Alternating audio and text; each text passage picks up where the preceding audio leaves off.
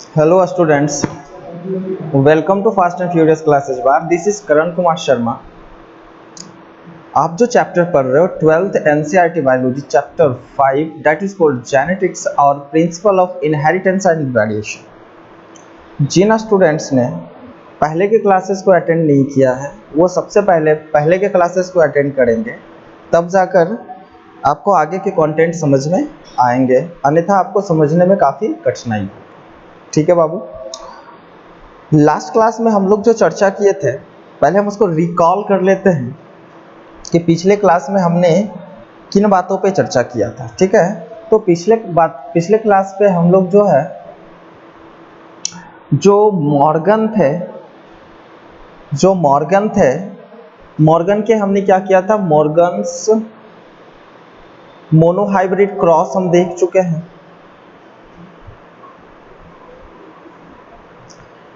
Next Morgan's के dihybrid cross देख चुके हैं,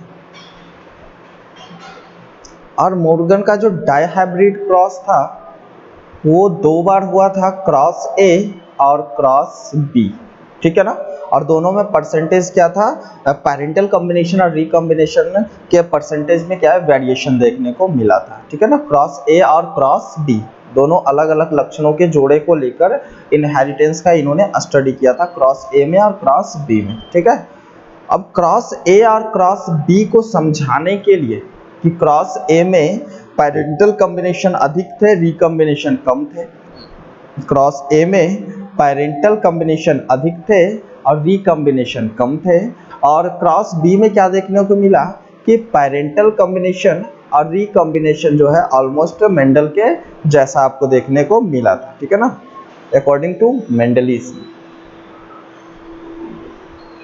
यानी मेंडल के अनुसार मेंडल की जो रिजल्ट थे, अगर उससे और क्रॉस ए की चर्चा किया जाए तो पता चलता है पैरेंटल कॉम्बिनेशन अधिक है, रिकॉम्बिनेशन कम है, और मेंडल और क्रॉस बी की अगर कंपटीशन किया जाए तो पता चलता है पैरेंटल कॉम्बिनेशन और रिकॉम्बिनेशन की जो अमाउंट है वह मेंडेलियन जेनेटिक्स के बराबर है।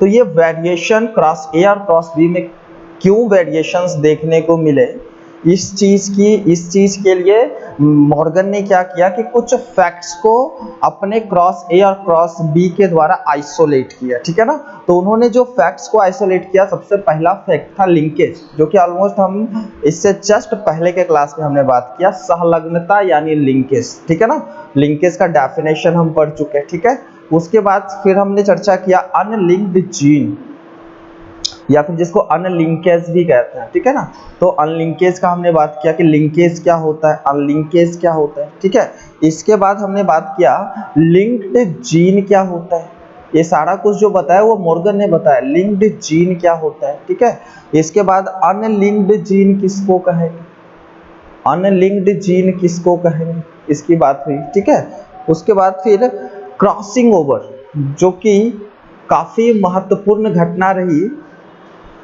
काफी महत्वपूर्ण खोज रहा मॉर्गन का, क्रॉसिंग ओवर क्या है। ठीक है ना, और यही क्या करता है, लिंकेज को ब्रेक डाउन करता है। ये चीज हम आपको समझा चुके थे कि क्रॉसिंग ओवर क्या करता है, ये लिंकेज को ब्रेक आउट करता है, इसको लिंकेज को ब्रेक करता है। ठीक है ना, ये लिंकेज को क्या करता है, ब्रेक करता है, और यही क्या करता है, रिकॉम्बिनेशन को फॉर्म करता है। क्रॉसिंग ओवर के कारण लिंकेज ब्रेक डाउन हो जाते हैं और रिकॉम्बिनेशन का फॉर्मेशन होता है। ये चीज को हम समझने का कोशिश किए थे, रिकॉम्बिनेशन को समझे थे कि रिकॉम्बिनेशन या पुनर्योजन से क्या समझते हो, रिकॉम्बिनेशन, रिकॉम्बिनेंट क्रोमोसोम क्या होता है, रिकॉम्बिनेंट क्रोमोसोम क्या होता है। तो इतनी सारी चीजों को हम जो है लास्ट क्लास में समझने का कोशिश किए थे। ठीक है ना, तो ये आपका जो है होमवर्क रह गया बाबू, लिंकेज से लेकर रिकॉम्बिनेशन तक जो है आपका होमवर्क रह गया। आपको डिफाइन करना है व्हाट इज लिंकेज। सहलंगता से आप क्या समझते हैं, ठीक है ना। एज पॉसिबल अगर आप पिक्चर से दिखा सको डेफिनेशन के साथ पिक्चर तो बेटर होगा। अनलिंकेज यानी कि असहलंगता से आप क्या समझते हो। लिंक्ड जीन से आप क्या समझते हो। अनलिंक्ड जीन से आप क्या समझते हो। अब ये क्रॉसिंग ओवर क्या होता है, क्रॉसिंग ओवर किस तरह से लिंकेज को ब्रेक डाउन करता है और रिकॉम्बिनेशन को फॉर्म करता है, ठीक है ना। क्रॉसिंग ओवर कब घटती है, ठीक है ना, किस अवस्था में घटती है, ये चीज आपको बता देनी है। और रिकॉम्बिनेशन या रिकॉम्बिनेट क्रोमोसोम से आप क्या समझते हैं, इसका डेफिनेशन आपको बता देना। ये अगर पॉसिबल है, अगर आप चाहते हो कि पिक्चर के थ्रू दिखाए तो हम पिक्चर के थ्रू, आप क्या कीजिए इसको पिक्चर के थ्रू भी दिखाते चले जाइए, ठीक है। तो ये सारे चीज जो हो गए आपका लिंकेज से लेकर रिकॉम्बिनेशन तक, ये आपके होमवर्क हो गए, ठीक है। होमवर्क जो है हम आज दे रहे हैं और कल दोपहर तक जो है होमवर्क सबमिट हो जाने चाहिए, ठीक है ना बाबू। चलिए, अब आप लोग होमवर्क जब सबमिट करते हो ना बाबू, तो वहां से क्या होता है ना कि हम लोग को रिस्पॉन्स मिलता है कि नहीं बच्चा जो है पढ़ रहा है। जितने बच्चे जितने अधिक होमवर्क जो है वो सबमिट करेंगे उतना अधिक रिस्पॉन्स मेरे दिमाग में रहेगा कि नहीं, उतना अधिक बच्चा जो है रिस्पॉन्स दे रहा है और जो भी हम पढ़ा रहे हैं उसको सीरियसली पढ़ रहा है और बातों को समझ रहा है, ठीक है ना। तो ये सारी चीज़ों की चर्चा हम लास्ट क्लास में कर चुके हैं और ये आज का होमवर्क रह गया आपको, ठीक है। चलिए, अब इसके आगे हम समझने की कोशिश करते हैं कि हमने लास्ट क्लास में समझा था लिंकेज को। किसको समझा था, लिंकेज को, सहलग्नता को, ठीक है। और आपको अच्छे से पता है कि लिंकेज को कौन प्रदर्शित करते हैं, तो जो लिंक्ड जीन होते हैं वही लिंकेज को प्रदर्शित करते हैं। तो लिंक्ड जीन लिंकेज को प्रदर्शित करते हैं, क्यों, क्योंकि लिंक्ड जीन भौतिक रूप से एक दूसरे से जुड़े रहते हैं और एक ही क्रोमोसोम पे प्रेजेंट रहते हैं। अब ये क्या होता है, लिंकेज को ब्रेक डाउन करने का जो प्रोसेस है, लिंकेज को ब्रेक डाउन करने वाली जो प्रोसेस है उसको हम लोग कह लेते हैं क्रॉसिंग ओवर कह लेते हैं, जीन विनिमय कह लेते हैं, ठीक है ना। तो जीन विनिमय क्या करता है, लिंकेज को तोड़ता है और ये जो लिंक्ड जीन होते हैं, एक दूसरे से जुड़े हुए जो जीन होते हैं, वह क्रॉसिंग ओवर के बाद एक दूसरे से क्या हो जाते हैं, पृथक हो जाते हैं और रिकॉम्बिनेशन को फॉर्म करते हैं, रिकॉम्बिनेशन को फॉर्म करते हैं, ठीक है ना। ये सारी चीज आप लास्ट क्लास में पढ़ चुके थे, ठीक है। अब यहाँ पे बात होती है कि ये जो लिंकेज है, चलिए एक ही क्रोमोसोम पर उपस्थित जो जीन्स है वह एक दूसरे से भौतिक रूप से कनेक्टेड है, फिजिकली एसोसिएटेड है, तो हम इस घटना को लिंकेज कह दिए और फिजिकली एसोसिएटेड जीन्स को हमने लिंक्ड जीन कह दिया। अब ये जो लिंक्ड जीन है ये लिंकेज को दो तरह से प्रदर्शित कर सकता है, ठीक है ना। लिंकेज को दो तरह से प्रदर्शित कर सकता है। अब पहला हो सकता है ये कंप्लीट लिंकेज को प्रदर्शित करें, कंप्लीट लिंकेज को प्रदर्शित करें, यानी कि लिंक का मतलब क्या होगा, एक दूसरे से जुड़े हुए हैं, ठीक है ना। और ये एक दूसरे से जो जुड़े हुए हैं उसको पृथक करने के लिए, उसको अलग करने के लिए महत्वपूर्ण घटना मियोसिस फर्स्ट के, प्रोफेज फर्स्ट के पिकाइटिन अवस्था में घटती है, क्रॉसिंग ओवर। तो अगर क्या हो, अगर ऐसा हो कि जब क्रॉसिंग ओवर हो और जीन एक दूसरे से पृथक हो जाए, जब क्रॉसिंग ओवर हो और जीन एक दूसरे से पृथक हो जाए, इसका मतलब क्या हुआ, उन दोनों के बीच में, उन दोनों जीन के बीच में क्या था, बॉन्डिंग नहीं था। तो बॉन्डिंग, जो कमजोर बॉन्डिंग को शो करेंगे, जो कंप्लीट लिंकेज, जो लो आप कह सकते हो कि लूज कनेक्शन को शो करेंगे, लूज लिंकेज को शो करेंगे, उसको हम बोलेंगे इनकम्प्लीट लिंकेज, इनकम्प्लीट लिंकेज। या फिर वैसे जीनों का समूह, वैसे लिंक्ड जीन जो क्रॉसिंग ओवर के बाद भी एक दूसरे से, क्रॉसिंग ओवर के बाद भी एक दूसरे से पृथक नहीं होते हैं, उसको हम कंप्लीट लिंकेज कहते हैं। तो क्रॉसिंग ओवर के बाद जीनों का एक दूसरे से पृथक ना होने की जो घटना है वो कहलाएगी कंप्लीट लिंकेज, और क्रॉसिंग ओवर के बाद जीनों का एक दूसरे से पृथक हो जाने की घटना को हम लोग कहेंगे इनकम्प्लीट लिंकेज, एक इनकम्प्लीट लिंकेज। इसका मतलब लिंकेज जो है ये कितने टाइप के हो जाएंगे, दो टाइप के, कंप्लीट लिंकेज और इनकम्प्लीट लिंकेज। कंप्लीट लिंकेज क्या करेंगे, इनकी बॉन्डिंग जो होगी, इनकी जो बॉन्डिंग होगी वो काफी टाइट होगा, टाइट बॉन्डिंग होगा, ठीक है ना। एक ही क्रोमोसोम पर उपस्थित जीन है, लेकिन वो जीन टाइटली एक दूसरे से एसोसिएटेड है और क्रॉसिंग ओवर के बाद भी एक दूसरे से पृथक नहीं हो रहे, मतलब बॉन्डिंग उनकी क्या है, टाइट है। तो वैसे जीनों के समूह, ठीक है ना, वो कंप्लीट लिंक्ड जीन कहलाएंगे। और कंप्लीट लिंक्ड जीन का एक साथ वंशागत होने की घटना को हम कंप्लीट लिंकेज कह लेंगे, ठीक है। और जिनके बीच में बॉन्डिंग जो है वो लूज हो, यानी कि वो एक दूसरे से फिजिकली एसोसिएटेड तो है, लेकिन जब क्रॉसिंग ओवर होती है तो एक दूसरे से वो पृथक हो जा रहा है, तो मतलब वो इनकम्प्लीट लिंकेज को प्रदर्शित कर रहा है, ठीक है। तो इन सारी फैक्ट्स को हम आज समझने का कोशिश करते हैं। चलिए देखते हैं कि पूर्ण सहलग्नता से आप क्या समझते हैं। What do you mean by complete linkage? एक ही गुणसूत्र पर उपस्थित वैसे जीनों का समूह। तो हम क्या करते हैं कि गुणसूत्र बना लेते हैं। तो चलिए हमने क्या किया, यहाँ पर एक क्रोमोसोम बना लिया, ठीक है ना। और यहाँ पर हम क्या करते हैं, एक दूसरा क्रोमोसोम बना लेते हैं, एक दूसरा क्रोमोसोम। आपको पता है कोई भी जीव जो है उसकी द्विगुणित कोशिका में एक मदर से क्रोमोसोम आता है, एक कहाँ से आता है, फादर से आता है, ठीक है। तो एक ही गुणसूत्र पर उपस्थित वैसे जीनों का समूह, तो हम क्या कर लेते हैं, जीनों का समूह भी बना लेते हैं, ठीक है। इस पर हम क्या कर दिए, ये जीन फर्स्ट है, ये जीन सेकंड है, ये जीन थर्ड है, ठीक है। यहाँ पर भी हम करते हैं जीन फर्स्ट, जीन सेकंड और जीन थर्ड। इसको हम दिखा देते हैं ए से, इसको हम दिखा देते हैं बी से, इसको दिखा देते हैं सी से, इसको डी से, इसको ई, सॉरी इसको कैपिटल ही हम दिखाएंगे, इसको हम दिखा दिए ई से और इसको दिखा दिए एफ से, क्लियर। इस पर हम क्या करते हैं, जीन्स को दिखाते हैं आपको, इसके जस्ट अपोजिट एलील्स जो है प्रेजेंट होंगे, small A, small B, small C, small D, small ई और स्मॉल एफ, ठीक है। अब ये दो क्रोमोसोम है, एक मदर से आया है, एक फादर से आया है, ठीक है ना। अब क्या दिखा रहा है कि एक ही गुणसूत्र पर उपस्थित वैसे जीनों का समूह, यानी कि ये तो सारे है ना, ये क्रोमोसोम अगर हम इसकी बात करें तो इस पर जितने भी जीन्स हैं, चाहे ए से लेकर एफ तक, ठीक है ना, ये क्या करेंगे, ये लिंक्ड जीन है, ये क्या है, लिंक्ड जीन है, संलग्न जीन है। और ये किसको प्रदर्शित कर रहे हैं, लिंकेज को प्रदर्शित कर रहे हैं, ये लिंकेज को प्रदर्शित कर रहे हैं। इधर भी वैसी ही बात है बाबू, ये सारे के सारे जीन्स जो है वो लिंक्ड जीन है, ठीक है, एक ही गुणसूत्र पर है तो सारे के सारे लिंक्ड जीन है, ये लिंक्ड जीन है। और ये क्या कर रहे हैं, ये लिंकेज को प्रदर्शित कर रहे हैं, लिंकेज को प्रदर्शित कर रहे हैं। लिंकेज को प्रदर्शित करने वाले जीनों में टेंडेंसी होती है कि वह एक साथ वंशानुगत हो, वह एक साथ एक पीढ़ी से दूसरी पीढ़ी में स्थानांतरित हो। लेकिन क्रॉसिंग ओवर एक ऐसी घटना होती है जो लिंकेज को ब्रेक कर देते हैं, जिसके कारण एक ही गुणसूत्र पर उपस्थित सारे जीन जिस तरह से मदर से आए थे, जिस तरह से फादर से आए थे, वैसे ही वो अगली पीढ़ी में नहीं जा पाता है, क्योंकि उनके बीच में क्या हो जाता है, क्रॉसिंग ओवर हो जाती है। तो चलिए हम इस बात को समझते हैं।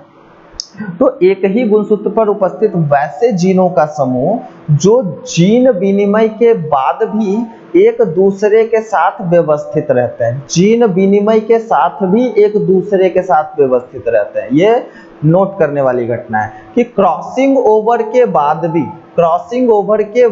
भी क्या है, एक दूसरे के साथ व्यवस्थित हैं।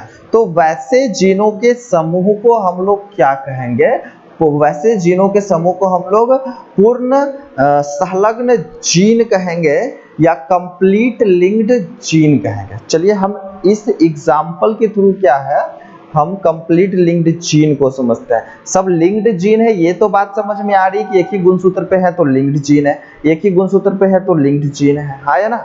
लेकिन ये कंप्लीट लिंकेज इसमें से कौन प्रदर्शित कर रहा है और कौन इनकम्प्लीट लिंकेज को प्रदर्शित कर रहा है, हम उसको समझते हैं, ठीक है ना। आपको अच्छे से पता है, आपको क्या पता है कि जब सेल डिवाइड होना होगा, जब ये सेल क्या कर रही होगी, जब ये सेल मियोसिस करना शुरू करेगा तब जाकर सबसे पहले ये गुणसूत्र जो है ये रेप्लिकेट करेंगे, अपनी संख्या को डबल करेंगे और डबल करने के बाद मियोसिस फर्स्ट के प्रोफेज फर्स्ट के पेकाइटिन अवस्था में नन सिस्टर क्रोमेटिड गुणसूत्रों के बीच में क्रॉसिंग ओवर होगा और कुछ मदर के गुणसूत्र पर उपस्थित जीन्स फादर के गुणसूत्र पे चले जाएंगे और कुछ फादर के गुणसूत्र पर उपस्थित जीन्स मदर के गुणसूत्र पर चले जाएंगे और इस प्रकार से हो जाएगा क्रॉसिंग ओवर, यानी बन जाएगा रिकॉम्बिनेशन। और ये जो लिंकेज है वो टूट जाएंगे और लिंकेज टूट जाने के कारण रिकॉम्बिनेशन का फॉर्मेशन हो जाएगा। चलिए, तो यहाँ पर हम देखते हैं कि मदर वाला क्या करेगा, अपना फोटोकॉपी तैयार करेगा, फादर वाला भी अपना फोटोकॉपी तैयार करेगा और कुछ इस तरह से अरेंज हो जाएगा। ये मदर का क्रोमोसोम है, ठीक है, और इसने अपना फोटोकॉपी तैयार किया तो इस तरह से अरेंज हो गए। आपको अच्छे से पता है कि इस बीच वाले सेंटर को हम लोग सेंट्रोमियर कहते हैं, जो कि काइनेटोकोर नामक प्रोटीन से एक दूसरे से चिपके रहते हैं। 11th में हमने चर्चा किया था, ठीक है। तो यहाँ पर हम देखते हैं कि ये है मदर वाला। फादर वाला भी क्या करेगा,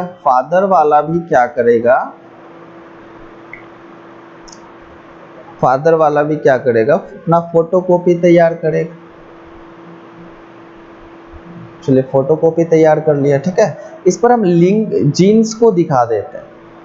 इस पे हम क्या करते हैं, जीन्स को दिखा देते हैं। देखिए यहाँ पर जीन्स ए है, यहाँ पर जीन्स बी है और यहाँ पर जीन्स क्या है, सी है, ठीक है। यहाँ पर जीन्स डी है, ई है और यहाँ पर जीन एफ है। यहाँ पर सेम जीन हो जाएंगे क्योंकि ये फोटोकॉपी है। ये क्या है, फोटोकॉपी है। चलिए, इस पे लिख देते हैं, ये है जीन ए, बी और ये हो गया सी, ठीक है। उसके बाद क्या है, डी, ई और उसके बाद एफ, लास्ट में एफ, ठीक है। यहाँ पर भी वही चीज है, A B C D E F, clear है। यहाँ पर भी जिसने क्रॉसिंग ओवर को नहीं समझा था वो क्रॉसिंग ओवर भी यहाँ से डील हो जा रहा है। अब समझ लीजिएगा, ये 3 इधर से क्या 3, नीचे भी हमने 3 जीन को ही समझने के लिए मैंने काफी जीन कम लिया है, ठीक है। यहाँ पर हो जाएगा जीन ए बी सी सब स्मॉल में D E F, D E F. यहाँ पर भी क्या हो जाएगा, यहाँ हो जाएगा A B C D E F, ठीक है। अब क्या होगा कि ये जो दो नन सिस्टर क्रोमैटिड है, नन सिस्टर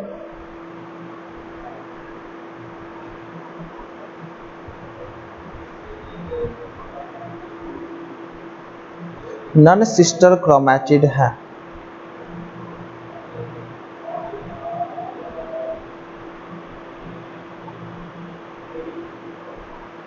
क्रोमैटिड, ठीक है। ये नन सिस्टर क्रोमैटिड है। ये क्या करेंगे, एक दूसरे के नजदीक आएंगे, एक दूसरे के नजदीक आएंगे और एक दूसरे के नजदीक आके कुछ इस तरह से अरेंज हो जाएंगे। हम ये कल बता चुके हैं, ये तो रहेगा ही रहेगा, ठीक है। और ये ऐसे, ये मदर का है 2 क्रोमोसोम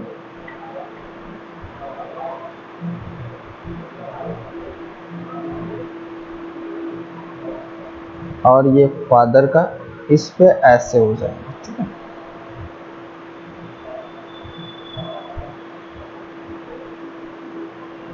बन जाएगा कयाज्मा।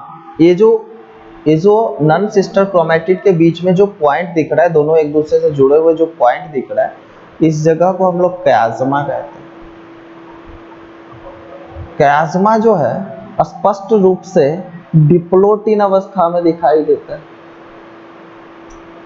स्पष्ट रूप से डिप्लोटिन अवस्था में दिखाई देता है। हालांकि बनता ये पहले ही है, लेकिन दिखाई ये स्पष्ट रूप से डिप्लोटिन अवस्था में देता है। अब ये हो गए, तो ये क्या करेंगे, अपने जीन्स को बदल लेंगे, अपने जीन्स को क्या कर लेंगे, अपने क्रोमोसोम के कुछ खंडों को एक्सचेंज कर लेंगे, अपने क्रोमोसोम के कुछ खंडों को क्या कर लेंगे, एक्सचेंज कर लेंगे। जैसे हम समझते हैं ये जहां से चिपके हुए हैं ना बाबू, यहाँ से यहाँ, इसमें से क्या हो जाएगा कि मदर का जो ये है आपका फादर का और ये किसका है, मदर का। तो मदर का जो एक क्रोमेटिड है इसका कुछ हिस्सा फादर में जुड़ जाएगा और फादर का कुछ क्रोमेटिड का हिस्सा मदर में जुड़ जाएगा, ठीक है ना। तो जिस तरह से क्या हो जाएगा, हमको न्यू व्यवस्था देखने को मिल जाएगी। क्या व्यवस्था देखने को मिलेगी, जो समझिए न्यू व्यवस्था हमको इस तरह से देखने को मिल जाएगा कि ये तो मदर का है और इस खंड में ये जो छोटा सा खंड है यहाँ पर इन्होंने बदलाव कर दिया, यानी कि एक्सचेंज कर दिया इस खंड को। ये जो खंड है ये फादर वाला है। अब देखते हैं उसके बाद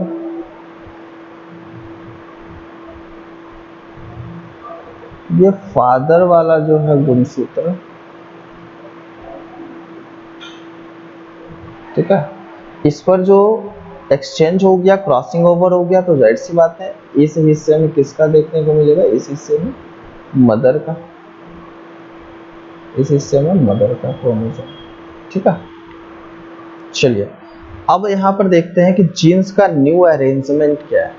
जीन्स का न्यू अरेंजमेंट ये है बाबू कि क्रॉसिंग ओवर के बाद क्या हुआ, यहाँ पर जो है जीन ए है, यहाँ पर जीन बी है, यहाँ पर सेम रह जाएंगे क्योंकि इस क्रोमेटिड में क्रॉसिंग ओवर नहीं हुआ है। यहाँ पर जीन डी है, यहाँ पर जीन ई है और यहाँ पर जीन जो है एफ, ठीक है। यहाँ पर जीन वही रह जाएंगे एफ, यहाँ पर जीन जो है वो रह जाएंगे आपका जो है ई, यहाँ पर जीन जो है डी, यहाँ पर जो जीन है वो सी और यहाँ पर जो जीन है वो बी। बट यहाँ पर जो जीन है वो मदर का नहीं होगा क्योंकि मदर का जो क्रोमोसोम का कुछ खंड था, यानी कि क्रोमेटिड का कुछ खंड था, वो फादर पे चला गया और फादर का क्रोमेटिड का कुछ खंड किस पे चला गया, मदर पे चला गया। तो यहाँ जो जीन आ गया तो इस जगह पर फादर, तो फादर का इस जगह पर जीन कौन है, ए ना बाबू, तो यहाँ पर हो जाएगा स्मॉल ए, ठीक है। और मदर वाला चला गया किस पे, फादर पे, तो यहाँ पर हो जाएगा कैपिटल ए, ठीक है। और बाकी सब ठीक है, बाकी सब वही है, ठीक है। छोटे से खंडों का एक्सचेंज हुआ। ये है आपका small B, small C, small D, small E, ठीक है। यहाँ पर है एक capital sorry small A, small B, I think हमको रेड कलर से शो करनी चाहिए, तब आका आपको क्या है रिकॉम्बिनेशन साफ सुथरा में दिखाई देंगे। ओहो गड़बड़ हो गया, कोई बात नहीं है, होने दीजिए।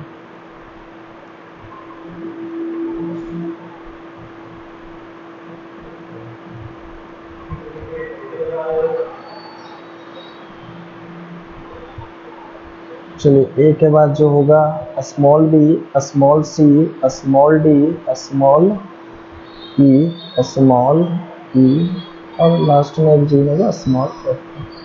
फिर इधर जो हो जाएगा small A, small A, small B, small सी और देन आफ्टर डी, ई और एफ, ठीक है। इस तरह से आपको क्या देखने को मिला,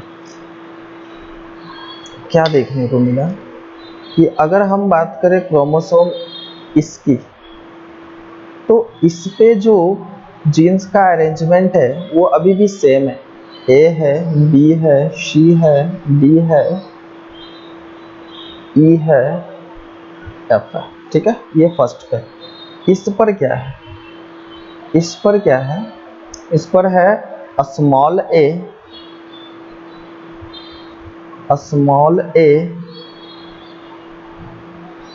और उसके बाद फिर B, C, D, E, F, ठीक है। इस पर क्या है,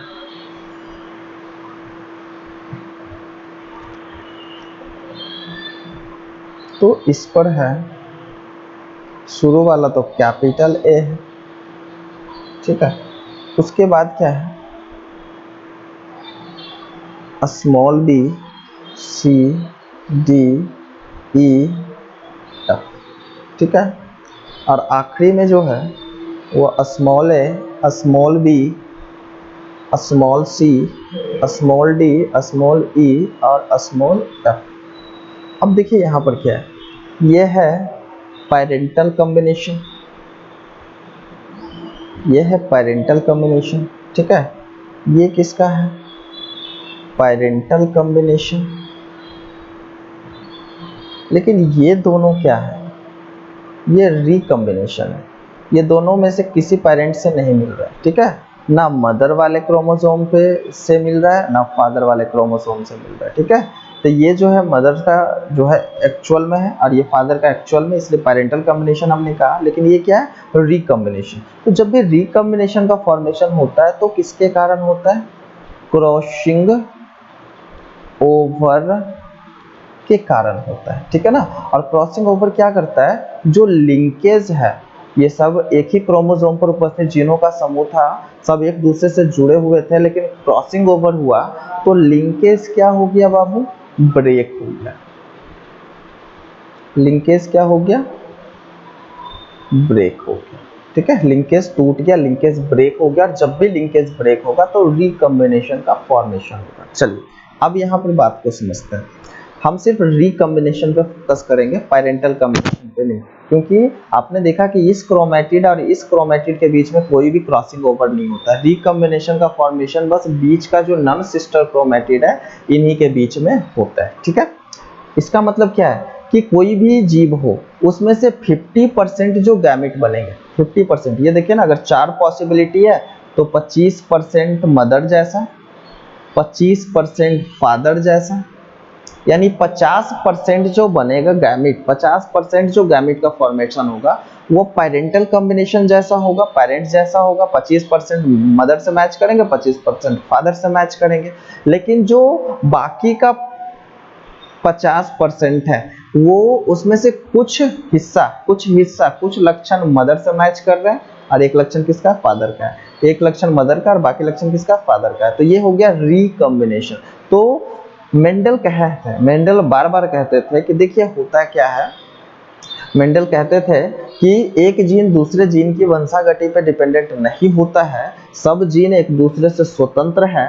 और वो क्या करते हैं कि जितनी मात्रा में पैरेंटल कॉम्बिनेशन बनता है उतनी ही मात्रा में रिकॉम्बिनेशन की फॉर्मेशन होती है। तो आप यहाँ पे देख पा रहे हो कि पैरेंटल कॉम्बिनेशन जो है 50% और रिकॉम्बिनेशन भी क्या है 50% बन रहा है, ठीक है ना। रिकॉम्बिनेशन के पीछे का कारण जो है वो है क्रॉसिंग ओवर। ये बात मेंडल ने नहीं बताया था, यानी कि क्रॉसिंग ओवर मेंडल की डेविएशन है।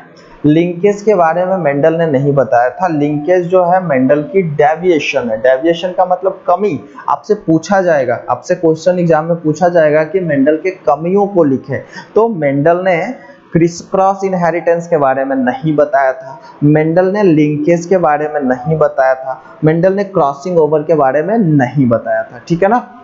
ये सारी चीज को क्लियर कौन कर रहा है, मॉर्गन कर रहा है, ठीक है ना। मेंडल से जब पूछा गया था कि बताइए कि ये रिकॉम्बिनेशन कैसे बनते हैं और ये बराबर मात्रा में रिकॉम्बिनेट गैमेट क्यों बन रहे हैं, तो उसका आंसर मेंडल के पास नहीं था, लेकिन मॉर्गन के पास है कि लिंकेज जब ब्रेक डाउन होता है तो क्रॉसिंग ओवर होती है और क्रॉसिंग ओवर के बाद ही न्यू टाइप का यानी रिकॉम्बिनेंट टाइप का गैमेट का फॉर्मेशन होता है, ठीक है ना। और जिस तरह के गैमेट जीन को कैरी करके, गैमेट के अंदर जो भी जीन होगा वही तो संतति में जाएगा, ठीक है। तो अब जरा सा देखो कि अगर ये पहला वाला जो क्रोमोसोम है, ये पहला वाला क्रोमोसोम अगर पूरा का पूरा ये क्रोमोसोम चला जाता है संतति में तो सारा लक्षण जो है वो मदर वाला चला जाएगा। अगर ये है तो सारा लक्षण फादर वाला चला जाएगा। लेकिन अगर ये क्रोमोसोम जाता है तो क्या होगा, ये क्रोमोसोम जाएगा तो एक लक्षण तो चला गया किसका, फादर का, और बाकी लक्षण मदर का। ये क्रोमोसोम गया तो एक लक्षण मदर का, बाकी लक्षण किसका, फादर का, ठीक है। तो इस तरह से क्या होते हैं कि न्यू वेराइटी का फॉर्मेशन होता है, रिकॉम्बिनेंट वेराइटी का फॉर्मेशन होता है क्रॉसिंग ओवर के कारण।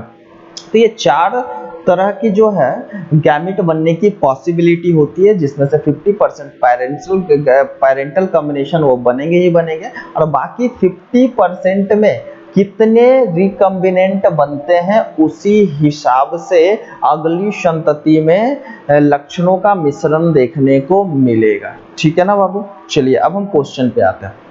क्वेश्चन है कंप्लीट लिंकेज किसको कहेंगे और इनकम्प्लीट लिंकेज किसको कहेंगे। ठीक है ना। तो कंप्लीट लिंकेज जो होगा एक ही गुणसूत्र पर उपस्थित वैसे जीनों का समूह जो जीन विनिमय के बाद भी एक दूसरे के साथ व्यवस्थित है, जीन विनिमय के साथ भी एक दूसरे के साथ व्यवस्थित है, वैसे जीनों के समूह को हम संलग्न जीन या कंप्लीट लिंक्ड जीन कहेंगे। ठीक है। जैसे कहने का मतलब हो गया यहाँ पर क्रॉसिंग ओवर हुई, क्रॉसिंग ओवर के बाद क्या हुआ, ए बिछड़ गया, ए बिछड़ गया, हाँ या ना। ए बिछड़ कर क्या हो गया, वह स्मॉल ए,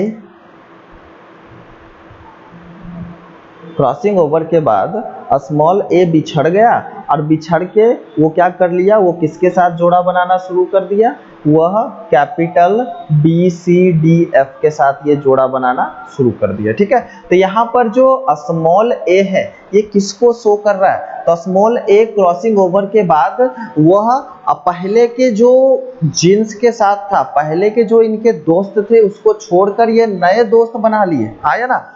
स्मॉल ए का जो पुराना दोस्त था वो कौन था, ये पुराना दोस्त है, ये सब पुराना दोस्त है, लेकिन जब क्रॉसिंग ओवर हुआ तो इस दोस्त ने क्या किया, तो ए ने क्या किया, बाकी सबको छोड़ दिया और ये छोड़कर चले गए किसके साथ, इसके पास चले गए। ठीक है ना। और ये नए दोस्त के साथ ये मिल गए, नए लोग, नए दोस्त के साथ ये लिंक्ड हो गए। ठीक है। इसका मतलब क्रॉसिंग ओवर के बाद ए ने क्या किया, ए ने क्या किया, अपने स्थान को परिवर्तित कर गया, पहले वाले दोस्त से ये बिछड़ गया। मतलब ए क्या कर रहा है, इनकम्प्लीट लिंकेज को शो कर रहा है, यानी इन सब के बीच में दोस्ती तो थी लेकिन जरा सा क्या हुआ, विपत्ति आई तो ये क्या कर गया, ये क्या कर गया, अपने सारे दोस्तों को छोड़ के और वो नए दोस्त के साथ चला गया, हाँ या ना, नए दोस्त के साथ चला गया। इसी कारण से तो क्या होगा, ये सब जो है नए दोस्त इसके हो गए। अब क्या हुआ, ये कंडीशन जो है इनके साथ भी घटती है कि जरा सा क्रॉसिंग ओवर आया, जरा सा विपत्ति आया तो कैपिटल ए ने क्या किया, पुराने दोस्तों को छोड़ दिया और नए दोस्तों के साथ ये जाकर बैठ गए, ये नए दोस्तों के साथ जाकर बैठ गए थे ना बाबू। क्रॉसिंग ओवर के बाद ये क्या हो गए, यहाँ पर पुराने दोस्त, ये नए दोस्त को इन्होंने क्या कर लिया, फॉर्म कर दिया।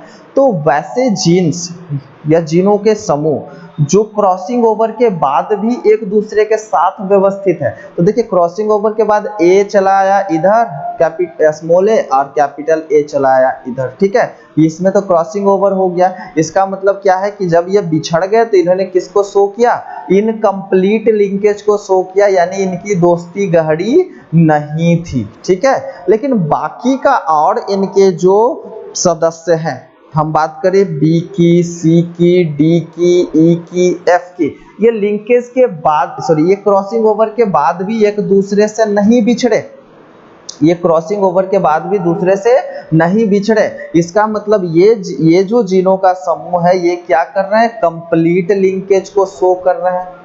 किसको शो कर रहे हैं, कंप्लीट लिंकेज को शो कर रहे हैं।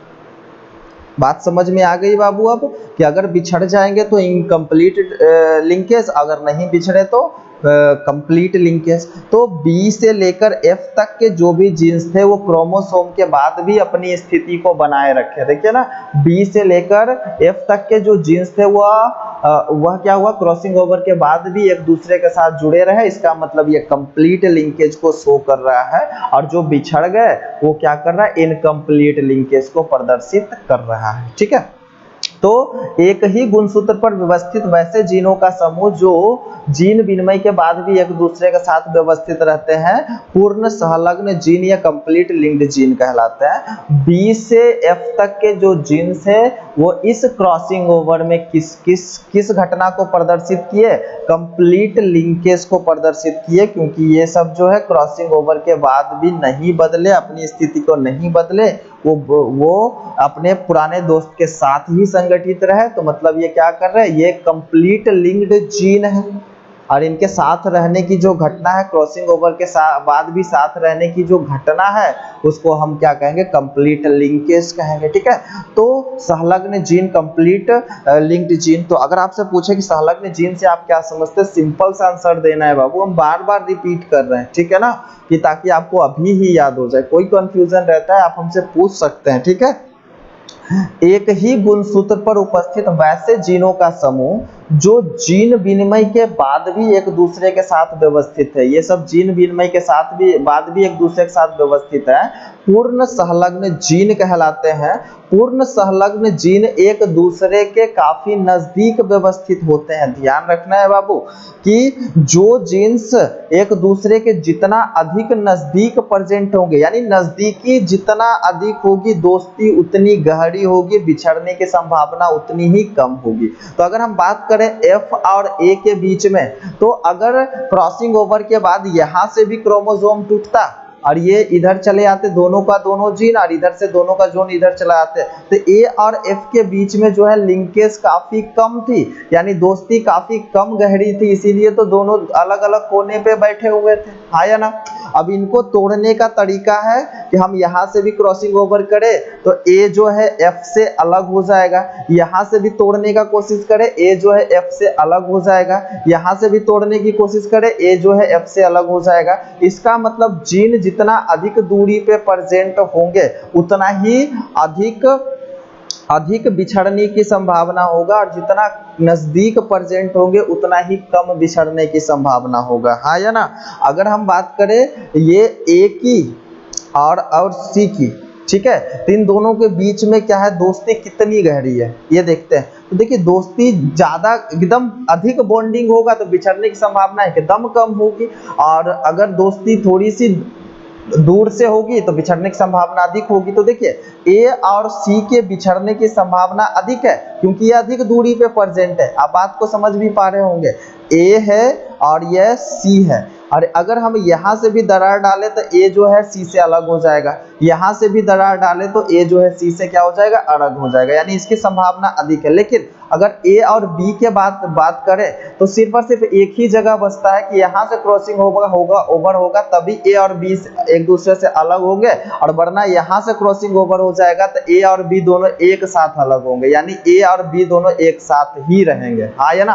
तो एक ही गुणसूत्र पर उपस्थित वैसे जीनों का समूह जो जीन विनिमय के बाद भी एक दूसरे के साथ व्यवस्थित है पूर्ण संलग्न जीन कहलाएंगे। क्लियर है, पूर्ण संलग्न जीन एक दूसरे से काफी नजदीक व्यवस्थित होते हैं, जीन विनिमय के बाद ये बिल्कुल भी पृथक नहीं होते हैं, ठीक है ना। जो कंप्लीट लिंकेज को शो करेंगे वह जीन विनिमय के बाद भी पृथक नहीं होंगे। देखिए ना, ये कंप्लीट लिंकेज को शो कर रहे थे, जीन विनिमय हुआ उसके बाद भी ये सब साथ में है, ठीक है, पृथक नहीं होते हैं, एवं अगली पीढ़ी में एक साथ वंशानुगत होते हैं। हाँ, अगर ये पूरा का पूरा एक क्रोमोसोम है तो B C D E complete linkage को शो कर रहे हैं, और ये एक साथ ही अगली पीढ़ी में स्थानांतरित होंगे। अर्थात पूर्ण संलग्न जीनों का पीढ़ी दर पीढ़ी एक साथ वंशानुगत होने की जो संपूर्ण प्रक्रिया है उसी को हम लोग क्या कहेंगे, संलग्नता या लिंकेज कहते हैं, या सॉरी उसी प्रक्रिया को हम पूर्ण संलग्नता या फिर हम क्या कहेंगे, कंप्लीट लिंकेज कहेंगे। वैसे जीनों का समूह जो एक पीढ़ी से दूसरे पीढ़ी से तीसरे पीढ़ी में क्या है, वह लगातार एक साथ स्थानांतरित हो रहे हैं, तो वैसे जीनों के समूह को हम लोग क्या कहेंगे, पूर्ण संलग्नता कहेंगे। हर एक पीढ़ी में उनको क्रॉसिंग ओवर का सामना करना पड़ रहा है, लेकिन क्रॉसिंग ओवर होने के बावजूद भी एक दूसरे के साथ वो रह रहे हैं, मतलब वो पूर्ण संलग्न जीन है, और जब उनकी वंशागति एक साथ हो रही है तो उस घटना को पूर्ण संलग्नता कह लेंगे, कंप्लीट लिंकेज कह लेंगे। और ये जो है मेंडल के स्वतंत्र अवयुहन के नियम का अपवाद है। मेंडल ने कभी भी क्रॉसिंग ओवर के बारे में नहीं बताया था, और मेंडल हमेशा कहते थे कि एक जीन की वंशागति दूसरे जीन पे डिपेंडेंट नहीं रहती है, लेकिन लिंकेज वह घटना है जो एक जीन को दूसरे जीन से भौतिक रूप से कनेक्ट करके रखती है और उसकी वंशागति जो है एक साथ होती है। मतलब एक जीन अगर दूसरे जीन से नजदीकी में प्रेजेंट है, उसमें दोस्ती गहरी है, तो जिधर पहला दोस्त जाएगा उधर ही दूसरे दोस्त की जाने की भी संभावना क्या होगी, अधिक होगी। मतलब गुणसूत्र पर उपस्थित जो जीनों का समूह होता है, अगर वो कम दूरी पे प्रेजेंट है तो वो उनमें एक साथ वंशानुगत होने की क्षमता है, यानी एक जीन दूसरे जीन पे डिपेंडेंट है, वो स्वतंत्र अपभ्रंश के नियम का पालन नहीं कर रहा है। लेकिन मेंडल ने कहा था कि एक जीन दूसरे जीन पे डिपेंडेंट नहीं होते हैं, मतलब यह जो है कंप्लीट लिंकेज मेंडल के स्वतंत्र अपभ्रंश के नियम को पूर्णतः गलत साबित करता है, पूर्णतः ये बताता है कि ये लॉ ऑफ इंडिपेंडेंट असॉर्टमेंट का ये क्या है, एक्सेप्शन है, अपवाद है। ठीक है ना। जिस जीव में कंप्लीट लिंकेज शो करेगा, जिस जीव में जीनों का समूह जो कंप्लीट लिंकेज को शो करेगा, वह मेंडल के स्वतंत्र अपभ्रंश के नियम पे खड़ा नहीं उतरेगा। ठीक है ना। और कंप्लीट लिंकेज को वही जीन्स शो करेंगे जो गुणसूत्र पर काफी नजदीक व्यवस्थित होंगे। जैसे जैसे दूरी बढ़ती चली जाएगी, उन सब के बीच में जो दोस्ती है वो कमती चली जाएगी, और बॉन्डिंग जितना कम होगा, क्रॉसिंग ओवर के बाद बिछड़ने के चांसेस उतना ही अधिक होंगे, मतलब उनकी जो लिंकेज है उतना ही क्या है, कमजोर होती चली जाएगी। हाँ या ना बाबू। चलिए इसके बाद हम समझने की कोशिश करते हैं कि ये अपूर्ण सहलग्नता क्या होता है, हम क्लियर कर चुके हैं। ठीक है ना।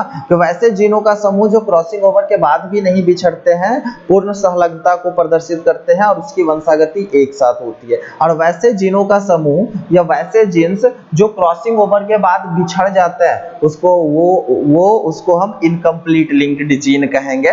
और बिछड़ कर हर बार नए कॉम्बिनेशन के साथ वंशानुगत होने की घटना को हम लोग क्या कहेंगे, इनकम्प्लीट लिंकेज कहेंगे। तो एक ही गुणसूत्र पर उपस्थित वैसे जीनों का समूह जो जीन विनिमय के बाद एक दूसरे से आसानी से पृथक हो जाएंगे, ठीक है ना, आसानी से अलग हो जाए, अपूर्ण संलग्न जीन कहलाएंगे। जैसे हमने लिया था ना कि स्मॉल ए जो था, स्मॉल ए, और उसके बाद बाकी जो था वो क्या था, capital B, capital C, capital D, capital E, capital F. ठीक है। तो यहाँ पर बी से एफ तक जो था क्रॉसिंग ओवर के बाद भी नहीं बदला था, मतलब ये कंप्लीट लिंकेज को शो कर रहा है। ठीक है। लेकिन ए जो है ये बिछड़ गया था, मतलब ये क्या कर रहा है, इनकम्प्लीट लिंकेज को शो कर रहा है, इनकम्प्लीट लिंकेज को शो कर रहा है। ठीक है। तो एक ही गुणसूत्र पर उपस्थित वैसे जीनों का समूह जो जीन विनिमय के बाद एक दूसरे से आसानी से पृथक हो जाए, अपूर्ण संलग्न जीन या इनकम्प्लीट जीन कहलाते हैं। अपूर्ण संलग्न जीन एक दूसरे से दूर व्यवस्थित रहते हैं। ठीक है ना। हमने क्या कहा था कि जीन जितना अधिक दूरी पे होगा उनके बिछड़ने के चांसेस उतने ही क्या होंगे, अधिक होंगे। अब बताइए अगर क्रॉसिंग ओवर होता है तो एफ और ए के बिछड़ने की कितनी संभावना है। देखिए बहुत सारी प्रोबेबिलिटी बन जाती है। अगर क्रॉसिंग ओवर हुआ और जीन का और क्रोमेटिड के खंडों का जो एक्सचेंज हुआ यहाँ से हुआ, उसके बावजूद भी ए और एफ क्या हो जाएंगे, अलग हो जाएंगे। यहाँ से अगर क्रॉसिंग ओवर हुआ तो ए बी तो साथ चले जाएंगे, लेकिन ए और एफ एक दूसरे से क्या हो जाएंगे, अलग हो जाएंगे। यहाँ से क्रॉसिंग ओवर हुआ, इस कंडीशन में भी ए और एफ एक दूसरे से अलग हो जाएंगे, यानी कि यहाँ से भी क्रॉसिंग ओवर हुआ तो ए और एफ एक दूसरे से अलग हो जाएंगे, और यहाँ से भी क्रॉसिंग ओवर हुआ तो ए और एफ दूसरे से क्या हो जाएंगे, अलग हो जाएंगे। यानी जीन जितनी अधिक दूरी पर प्रेजेंट होगा उनके बिछड़ने की संभावना अधिक होगी, मतलब वह उतना ही अधिक इनकम्प्लीट लिंकेज को शो करेंगे। ठीक है ना। और जितना कम दूरी पे प्रेजेंट होगा वो उतनी ही अधिक बॉन्डिंग स्ट्रॉन्ग होगी और कंप्लीट लिंकेज को प्रदर्शित करेंगे। ठीक है। जैसे हम दूसरी एग्जांपल अगर ले ले,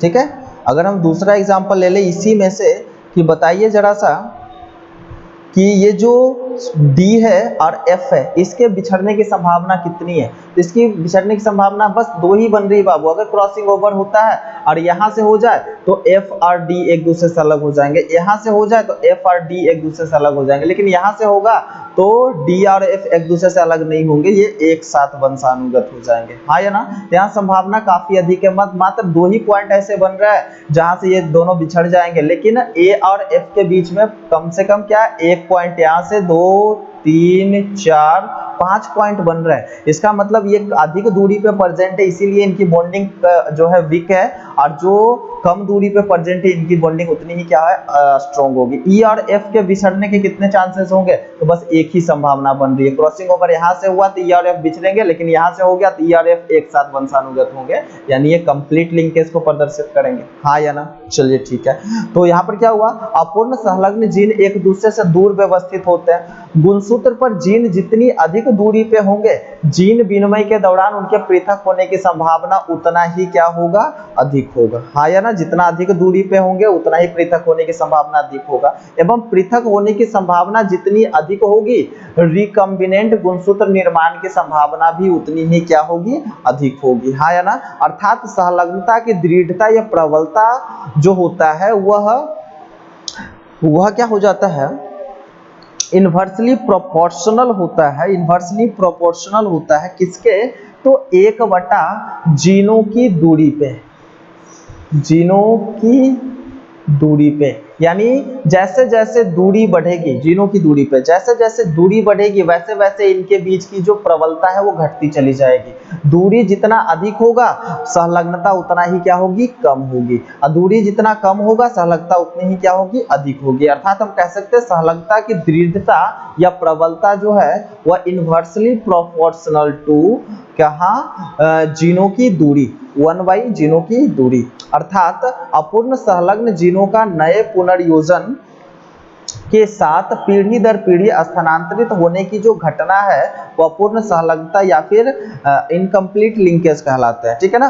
तो अपूर्ण संलग्न जीन जो होते हैं जब भी क्रॉसिंग ओवर होगा वह एक दूसरे से पृथक हो जाएंगे, और जब पृथक हो जाएंगे तो नए कॉम्बिनेशन का निर्माण करेंगे, और जब नए कॉम्बिनेशन का निर्माण करेंगे तो नए कॉम्बिनेशन के साथ वो पीढ़ी दर पीढ़ी स्थानांतरित होगी। इसी घटना को अपूर्ण संलग्नता या फिर इनकम्प्लीट लिंकेज कहेंगे, और यह मेंडल के स्वतंत्र अभिवन के नियम का पालन कर रहा है ना। जो इनकम्प्लीट लिंकेज होंगे वो जो भी इनकम्प्लीट लिंक्ड जीन होंगे, इनकम्प्लीट लिंक्ड जीन होंगे, इनकम्प्लीट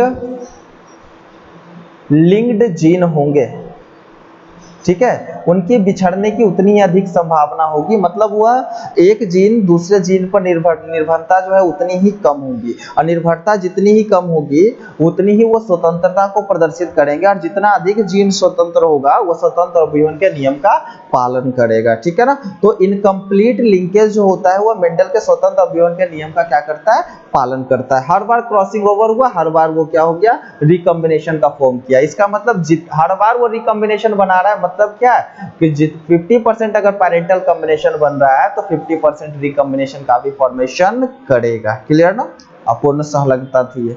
इसके बाद हम समझते हैं, देखिए बहुत सारी जो डाउट्स है ये जो लिंकेज के बारे में, इनकम्प्लीट लिंकेज के बारे में, क्रॉसिंग ओवर के बारे में, ये चीज और भी क्लियर हो गया जब रिकॉम्बिनेशन मैप को मॉर्गन के एक शिष्य ने तैयार कर लिया, ठीक है ना। तो मॉर्गन के एक शिष्य थे जो कि ड्रोसोफिला के जो क्रोमोसोम होते हैं उस पर उपस्थित जीनों का क्या है, मैप तैयार कर लिए कि कौन सा जीन किस जगह पर उपस्थित है, ठीक है ना। तो देखिए पुनर्योजक नक्शा से आप क्या समझते हैं, रिकॉम्बिनेशन मैप से आप क्या समझते हैं, जो समजात गुणसूत्रों पर उपस्थित संलग्न जीनों का स्थल, ठीक है ना, समजात गुणसूत्रों पर उपस्थित संलग्न जीनों का स्थल, दूरी एवं पुनर्योजन की प्रबलता का मानचित्र पुनर्योजक नक्शा या रिकॉम्बिनेंट मैप कहलाता है। यानी कि एक जीव के अंदर जितने भी क्रोमोसोम हैं, इस क्रोमोसोम के ऊपर कौन से लक्षण के जीन कहाँ पे प्रेजेंट है, अगर हम इसका मैप तैयार कर रहे हैं और जीनों के बीच की दूरी कि कौन सा जीन दूसरे जीन से कितने अधिक दूरी पे प्रेजेंट है, ये सारी उसकी स्थिति, उसकी दूरी और कौन कितना अधिक रिकॉम्बिनेशन को फॉर्म कर सकता है, अगर हम इसका मानचित्र तैयार कर लिए, इसका हम रेखा चित्र तैयार कर लिए, मतलब हमने क्या किया, पुनर्योजक नक्शा तैयार कर लिया। तो समजात गुणसूत्रों पर उपस्थित संलग्न जीनों का स्थल, दूरी एवं पुनर्योजक की प्रबलता, यानी कि कौन सा जीन कितनी अधिक रिकॉम्बिनेशन को फॉर्म कर सकती है, अगर उसका हम मानचित्र तैयार कर लिया, मैप तैयार किया, तो वो मैप को कहेंगे हम पुनर्योजक नक्शा या रिकॉम्बिनेशन मैप कहेंगे। सबसे पहली बार, ठीक है ना, ये क्वेश्चन आपको पूछा जा चुका है एग्जामिनेशन में, सबसे पहली बार रिकॉम्बिनेशन मैप को किसने बनाया था, तो मॉर्गन के ही शिष्य थे अल्फ्रेड स्टर्टीवेंट। अल्फ्रेड स्टर्टीवेंट, ये इंपॉर्टेंट है बाबू। अल्फ्रेड स्टर्टीवेंट कौन है? मॉर्गन के शिष्य है। इन्होंने क्या किया कि जो ड्रोसोफिला, यानी मॉर्गन जिस एक्सपेरिमेंटल मटेरियल को स्टडी कर रहे थे, ड्रोसोफिला का क्या कर लिया, जितने भी क्रोमोसोम थे सबके ऊपर कौन सा जीन किस स्थिति में और कितनी दूरी में प्रेजेंट होता है उसका इन्होंने ढांचा जो है तैयार कर लिया, जिसका प्रयोग आजकल जो है किसी भी जीव के आनुवंशिक नक्शा तैयार करने हेतु किया जाता है। तो सबसे पहली बार जो है रिकॉम्बिनेशन मैप जो बनाया था वो किसने बनाया था? अल्फ्रेड स्टर्टीवेंट ने बनाया था। ड्रोसोफिला के क्रोमोसोम पे बनाया था कि कौन सा जीन ड्रोसोफिला का कौन से क्रोमोसोम पर और कौन सा जीन कितनी दूरी पे प्रेजेंट है, ठीक है ना। आज के डेट में क्या है कि हम लोगों का जो है ह्यूमन का जो जीनोम होता है, ठीक है ना, ह्यूमन जीनोम प्रोजेक्ट के बारे में हम आगे पढ़ेंगे।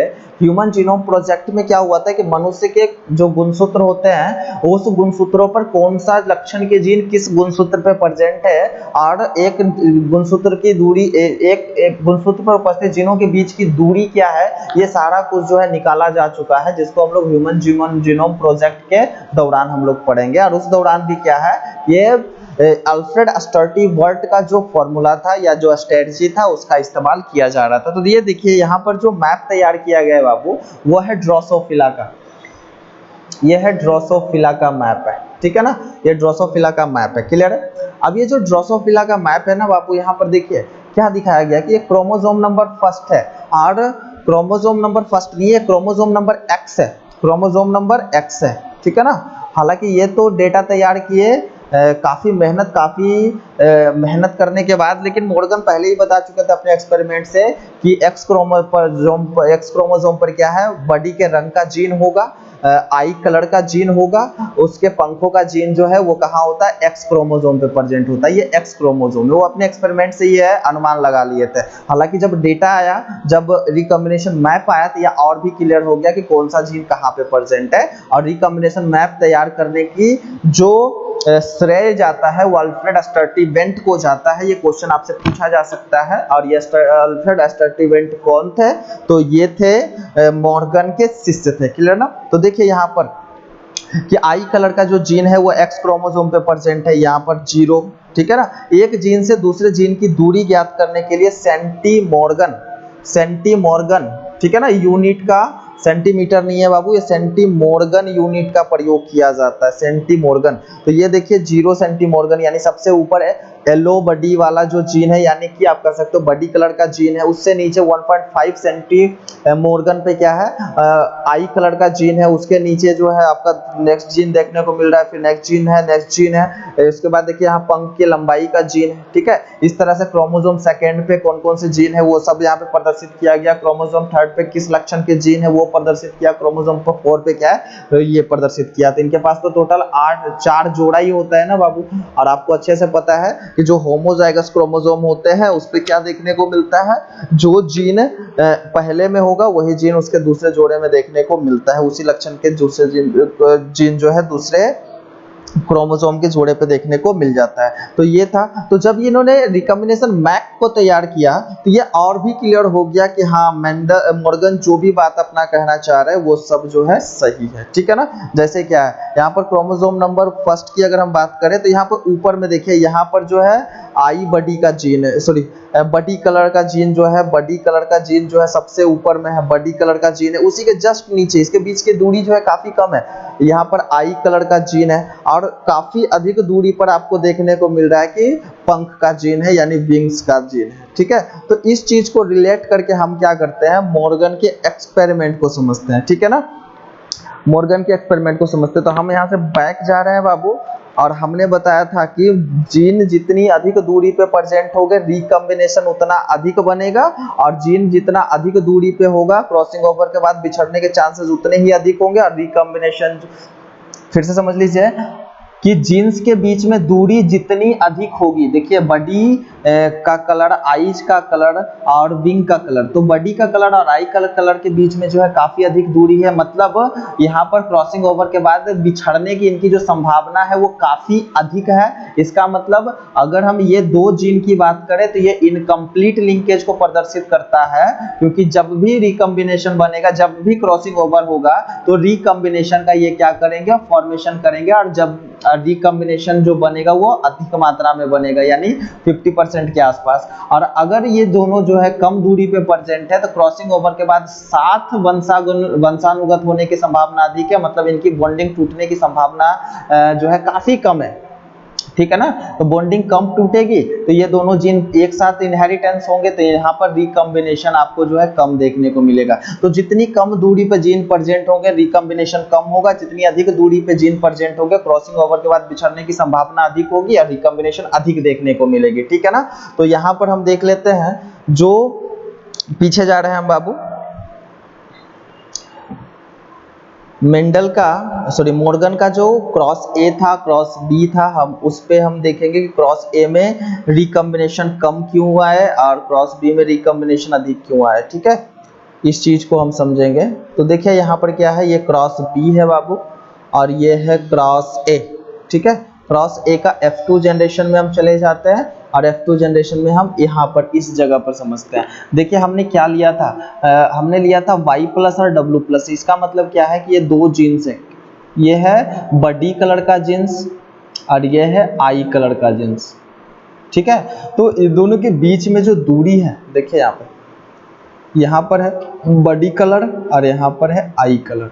इसका मतलब जब क्रॉसिंग ओवर होगा तो रिकम्बिनेशन बनने की जो संभावना है, रिकम्बिनेशन की जो संभावना है वो क्या है, काफी कम होगी। इसी कारण से क्या है कि जब उन्होंने बॉडी कलर को लिया था, आई कलर को लिया था और इन दोनों की वंशागति का जब वो स्टडी कर रहे थे तो उन्होंने क्या देखा था कि जो रिकम्बिनेशन है वो काफी कम देखने को मिला और पेरेंटल कॉम्बिनेशन जो है अधिक देखने को मिला। इसी के विपरीत जब वो क्रॉस बी किए तो यहाँ पर आप देख लीजिए, क्रॉस बी में उन्होंने जो लक्षण लिया था उस लक्षण के जो जीन्स थे वो एक्स क्रोमोसोम पे ही प्रेजेंट थे, लेकिन डिस्टेंस काफी अधिक था। जैसे हम मान लेते हैं ये क्रोमोसोम है उनका एक्स और यहाँ पर जो था W प्लस के जीन्स है और यहाँ पर जो है M प्लस के जीन है, ठीक है। तो इस प्रकार जब भी क्रॉसिंग ओवर होगा तो इनकी बॉन्डिंग जो है टूटने की संभावना अधिक थी, यानी रिकम्बिनेशन बनाने की जो संभावना थी, रिकम्बिनेशन की जो संभावना थी वो काफी क्या है, अधिक है। इसी कारण से क्या हुआ कि मॉर्गन को क्रॉस बी में क्या देखने को मिला, रिकम्बिनेंट जो है अधिक देखने को मिला, रिकम्बिनेंट अधिक देखने को मिला। और आपको पिछली क्रॉस के मुकाबले, क्रॉस ए के मुकाबले क्रॉस बी में जो है रिकम्बिनेशन अधिक देखने को मिला। वजह यही था कि पहले में जो भी जोड़ा उन्होंने लिया था और उन दोनों की जीन्स के बीच की जो दूरी थी वो काफी कम थी, रिकम्बिनेशन कम बने, रिकम्बिनेशन वाले गैमेट कम बने तो रिकम्बिनेशन के लक्षण जो है संतति में कम देखने को मिले। लेकिन जब काफी अधिक दूरी पर उपस्थित जीनों के बीच में उन्होंने क्या क्या क्रॉस करवाया, उन्होंने रिकम्बिनेशन को अधिक पाया क्योंकि जीनों के बीच की दूरी काफी अधिक थी, रिकम्बिनेशन बनाने की टेंडेंसी इसमें अधिक थी, इसीलिए रिकम्बिनेंट संतति की मात्रा जो है काफी अधिक देखने को मिला क्रॉस बी में। आई थिंक आपको समझ में आ गया होगा कि क्रॉस ए में रिकम्बिनेशन कम क्यों देखने को मिला, क्रॉस बी में रिकम्बिनेशन अधिक क्यों देखने को मिला। Diet all of us because of the distance of the genes, ठीक है ना। पहले में क्रॉस ए में जो भी जीन्स का उन्होंने सिलेक्शन किया था, जो भी लक्षण उन्होंने लिया था, उनके उन जीन्सों के बीच में दूरी कम थी और दूरी कम होने के बाद के कारण क्रॉसिंग ओवर के बाद भी वो एक दूसरे से नहीं बिछड़ रहे थे और नहीं बिछड़ रहे थे, इसी कारण से वो दोनों लक्षण एक साथ वंशानुगत हो रहे थे और पैतृक लक्षणों को अधिक प्रदर्शित कर रहे थे और रिकम्बिनेशन काफी कम प्रदर्शित कर रहे थे। लेकिन क्रॉस बी में जो भी लक्षणों को उन्होंने सेलेक्ट किया उसके जीन्स जो है एक्स ही क्रोमोसोम पे थे लेकिन अधिक दूरी पे प्रेजेंट थे। जब दूरी अधिक थी तो क्रॉसिंग ओवर जब भी होता तो वो एक दूसरे से अलग हो जाते, रिकम्बिनेशन का फॉर्मेशन हो जाता, इसीलिए रिकम्बिनेशन जो है क्रॉस बी में अधिक देखने को मिला। आई थिंक हम इस बात को क्लियर कर दिए, क्लियर ना। इसके बावजूद भी अगर आपको दिक्कत होता है तो फिर आप हमसे पूछ सकते हैं, हम एक और एक्स्ट्रा वीडियो बनाकर इस चीज को हम क्लियर कर देंगे, ठीक है ना। हम आगे बढ़ते हैं और जहां पर थे हम वहां पे बात करते हैं, ठीक है ना। चलिए, तो यहाँ पर क्या हो गया, अब यहाँ पर सवाल ये उठता है, देखिए यहाँ पर इन्होंने पहले में क्रॉस ए में ये दोनों को लिया था, क्रॉस ए में इस दोनों को सेलेक्ट किया था, तो क्रॉस ए में जब इस दोनों को सबको मिटा देते हैं हम बाबू। क्रॉस ए में उन्होंने क्या किया कि बॉडी कलर और आई कलर को लिया। जब भी क्रॉसिंग ओवर होता है तो ये दोनों जीन एक साथ जो है क्रॉसिंग ओवर करते हैं, जिसके कारण इन दोनों के बीच में रिकॉम्बिनेशन नहीं बनता, ठीक है। लेकिन क्या हुआ कि नेक्स्ट जो क्रॉस ए की बात है, लेकिन जब हम क्रॉस बी की बात करें तो उन्होंने जो लक्षण लिया था उसके जीन्स जो है अधिक दूरी पे प्रेजेंट थे, और अधिक दूरी प्रेजेंट होने के कारण जब भी क्रॉसिंग ओवर होता है, यहाँ से भी हो जाए, यहाँ से भी हो जाए, यहाँ से भी होता है, जब भी क्रॉसिंग ओवर होता है ये एक दूसरे से क्या हो जाते हैं, ये दोनों जीन्स एक दूसरे से अलग हो जाते हैं और रिकॉम्बिनेंट को फॉर्म कर लेते हैं। तो वो क्रॉस ए में इसीलिए नहीं रिकॉम्बिनेशन कम देखने को मिला, क्योंकि यहाँ पर जीन्स की दूरी काफी कम थी। यहाँ पर रिकॉम्बिनेशन आपको कम देखने को मिलेगा, पैरेंटल कॉम्बिनेशन अधिक देखने को मिलेगा। लेकिन क्रॉस बी में क्या देखने को मिला, रिकॉम्बिनेशन अधिक था, बी के मुकाबले रिकॉम्बिनेशन अधिक था, ठीक है ना। और पैरेंटल कॉम्बिनेशन बी के मुकाबले में क्या था, कम था। ये रीजन आपको समझ में आ गई कि सब जो ये रिकॉम्बिनेशन बनना नहीं बनना, ये सब के पीछे का रीजन जो है लिंकेज है और क्रॉसिंग ओवर है, ठीक है ना। कंप्लीट लिंकेज को प्रदर्शित करेगा तो आपका जो रिकॉम्बिनेशन है वो कम बनेंगे, इनकम्प्लीट लिंकेज को फॉर्म प्रदर्शित करेगा तो रिकॉम्बिनेशन अधिक बनेंगे, और जीन जितनी अधिक दूरी पे होगा रिकॉम्बिनेशन अधिक बनेंगे, जितनी कम दूरी पे होगा रिकॉम्बिनेशन के चांसेस उतने ही क्या होंगे, कम होंगे। क्लियर बाबू, ठीक है। अब यहाँ पे बात ये उठता है कि मेंडल को जो है रिकॉम्बिनेशन क्यों नहीं देखने को मिला, क्योंकि बाबू बात को क्लियर से समझिएगा, ये क्वेश्चन भी आपसे पूछा जा सकता है, हाइपोथेटिकली कोई भी व्यक्ति आपसे क्वेश्चन पूछ देगा कि बताइए मॉर्गन को जो है लिंकेज देखने को मिला, लेकिन अच्छा एक बात बताइए, सबसे पहले लिंकेज किसने देखा था। सबसे पहले लिंकेज जो देखा था वो बैटसन एंड पनेट ने देखा था, जिसको उन्होंने कपलिंग और रिपल्सन कह दिया था, ठीक है। वो तह पे नहीं पहुंच पाए थे, वो जड़ पे नहीं पहुंच पाए थे, मॉर्गन उसके जड़ पे पहुंचे और उन्होंने लिंकेज को खोज निकाला, क्रॉसिंग ओवर को खोज निकाला, ठीक है ना, क्रिस क्रॉस इनहेरिटेंस को खोज निकाला, और ऐसे ऐसे बहुत सारे क्या है उन्होंने अपने एक्सपेरिमेंट के द्वारा बहुत सारे नए नए जो नियम है, नए नए रूल्स को जेनेटिक्स के फील्ड में वो ऐड किए, ठीक है। चलिए, अब ये बात होता है कि मेंडल को जो है वो लिंकेज क्यों नहीं दिखा। देखिए बाबू, मेंडल ने जिस पी प्लांट का सिलेक्शन किया था, पी प्लांट का जो भी उन्होंने सिलेक्शन किया था, उसमें जो क्रोमोसोम होते हैं वो 7 जोड़ा होता है। कितने जोड़ा होता है, 7 जोड़ा होता है। और उन्होंने जो भी 7 लक्षण लिए थे, 7 ट्रेट्स लिए थे या 7 पेयर ऑफ ट्रेट्स लिए थे वो, ठीक है, उनके जीन्स जो है वो देखिए कैसे प्रेजेंट था। उनका जो जीन्स था वो क्रोमोसोम नंबर 1 पे प्रेजेंट था, ठीक है। यहाँ पर था फ्लावर कलर का जीन, ये क्रोमोसोम नंबर 1 है बाबू, क्रोमोसोम नंबर 1 कहीं पे आप बना भी लीजिएगा। यहाँ फ्लावर कलर का जो है जीन यहाँ पर था, फ्लावर कलर का जीन इस जगह पे देखने को मिला, ठीक है। उसके बाद सीड कलर का जीन जो है इस जगह पर देखने को मिला, सीड कलर का जीन, ठीक है। ये 2 जीन जो है वो क्रोमोसोम नंबर 1 पे थे। उसके बाद उन्होंने आगे के रिसर्च में ये पता चला कि क्या है कि क्रोमोसोम नंबर, अगर हम बात कर ले क्रोमोसोम नंबर जो है नेक्स्ट जो आपको देखने को मिला 1 के बाद 3 पे देखने को मिला, उस पे क्या है कि यहाँ पर जो है फ्लावर पोजीशन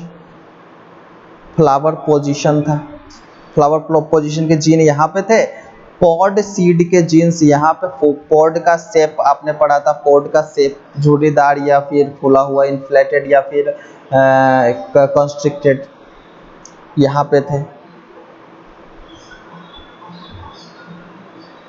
ये किसका, पॉड शेप का जीन यहाँ पे थे, ठीक है। और उसके बाद फिर प्लांट हाइट का जो जीन है वो यहाँ पे था।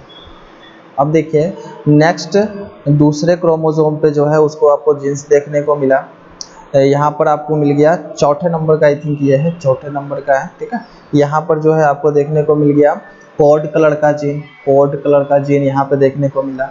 और नेक्स्ट जो क्रोमोसोम है उस पे आपको यहाँ पर जो है सीड कलर का जीन देखने को मिला, सीड कलर का। तो देखिए वो जब भी एक्सपेरिमेंट कर रहे थे ना, अब उनका नसीब बढ़िया था, सबसे बड़ी चीज है कि उनका नसीब बढ़िया था कि जो भी ट्रेड्स उन्होंने सेलेक्ट किया था वो अलग अलग क्रोमोसोम पे, पहले आप देख लीजिए, अगर आप एक ही क्रोमोसोम पे है तो उसकी दूरी जो है काफी अधिक थी, इसी कारण से उनको जो रिकॉम्बिनेशन बराबर मात्रा में देखने को मिल रहा था। वो जब भी डायहाइब्रिड क्रॉस किए थे तो वो फ्लावर कलर लिया था, सीड कलर लिया था, फ्लावर पोजीशन लिया, पोड शेप लिया, फ्लावर पोजीशन लिया, प्लांट हाइट लिया, पोड लिया, उसके बाद प्लांट हाइट लिया, सीड कलर लिया, फ्लावर पोजीशन लिया। इस तरह से उन्होंने क्या किया, अपना डायहाइब्रिड क्रॉस को किया। लेकिन उनका आप पूरे क्रॉस को ध्यान से पढ़िए, उन्होंने कभी भी पोड शेप और पोड हाइट को लेकर, पोड शेप और पोड हाइट को लेकर उन्होंने डायहाइब्रिड क्रॉस नहीं कराया। एक तरह से आप मान सकते हैं कि ये उसकी जो उनकी जो थी, एक तरह से कह सकते हैं कि ये दोनों लक्षण को एक साथ लेकर अगर वो डायहाइब्रिड क्रॉस कराते, डायहाइब्रिड क्रॉस कराते तो वो फंस जाते हैं, ठीक है, क्योंकि ये सब अधिक दूरी पे प्रेजेंट है, अलग अलग गुणसूत्र पे प्रेजेंट है, जाहिर सी बात है ये क्या करेंगे, ये या तो अनलिंक्ड जीन है, अगर बात करें फ्लावर कलर की, फ्लावर पोजीशन की, पॉट कलर की, सीड कलर की, तो ये क्या है, अनलिंक्ड जीन है, अनलिंक्ड जीन है। अनलिंक्ड जीन जो है वो क्या करते हैं, इंडिपेंडेंट असॉर्टमेंट को शो करते हैं, इंडिपेंडेंट असॉर्टमेंट को शो करते हैं, ठीक है ना। और जो लिंक्ड जीन होते हैं ये भी दो तरह के होते हैं, जो एक तो ऐसा है कि कंप्लीट लिंकेज को शो करे और एक ऐसा है इनकम्प्लीट लिंकेज को शो करे। जो कंप्लीट लिंकेज को शो करेगा वो नजदीक प्रेजेंट होगा, ठीक है, और जो इनकम्प्लीट को शो करेगा वो अधिक दूरी पे प्रेजेंट होगा, दूरी जो होगा वो क्या होगा, इसकी अधिक होगी, ठीक है, अधिक दूरी पे होगा, और जो अधिक दूरी पे होगा उसमें रिकॉम्बिनेशन बनने की संभावना अधिक होगा। तो उन्होंने जो भी कैरेक्टर लिया था बाबू डायहाइब्रिड क्रॉस के दौरान, वो सब जो है या तो अलग अलग गुणसूत्र पे उनके जीन्स प्रेजेंट थे, या तो एक ही गुणसूत्र पे थे तो उनकी दूरी अधिक थी, इसीलिए उनको जो है 50% उनको क्या दिखा, 50% उनको दिखा पैरेंटल कॉम्बिनेशन और 50% जो है रिकॉम्बिनेंट उनको देखने को मिला, रिकॉम्बिनेंट उनको देखने को मिला। लेकिन अगर वो पोड शेप और प्लांट के हाइट के बीच में अगर वो डायहाइब्रिड क्रॉस कराते तो वो फंस जाते, क्योंकि ये दोनों जीन्स जो है काफी नजदीक प्रेजेंट है, और नजदीक प्रेजेंट है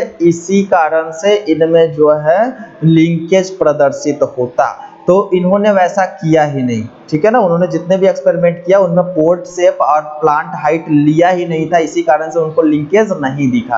तो अगर आपसे बोला जाए कि बताइए कि मेंडल को लिंकेज क्यों नहीं दिखा, तो वो आपको सीधा आंसर कर देना है कि देखिए वो जितने भी डायहाइब्रिड क्रॉस कराए थे उनके जो जीन्स थे वो या तो अलग अलग गुणसूत्र पे उपस्थित थे या तो एक ही गुणसूत्र पे थे, तो उसके बीच में दूरी अधिक थी, जिसके कारण क्या है कि हर एक बार जब गैमेट बनता है तो रिकॉम्बिनेशन उतनी मात्रा में बनता जितना पैरेंटल कॉम्बिनेशन में बन रहा था, ठीक है। लेकिन अगर वह पोड शेप और प्लांट हाइट को लेकर अगर वह डायहाइब्रिड क्रॉस कराते हैं तो उनको लिंकेज दिख जाती, लेकिन उन्होंने ऐसा क्रॉस नहीं कराया तो उनको लिंकेज नहीं दिखा। उनका भाग्य अच्छा था, उनका नसीब अच्छा था कि वो अपने जो भी ट्रेड्स को लिए वो ट्रेड्स पे वो सफल होते चले गए, अपने नियम को देते चले गए, वो फंसे कहीं नहीं, ठीक है ना।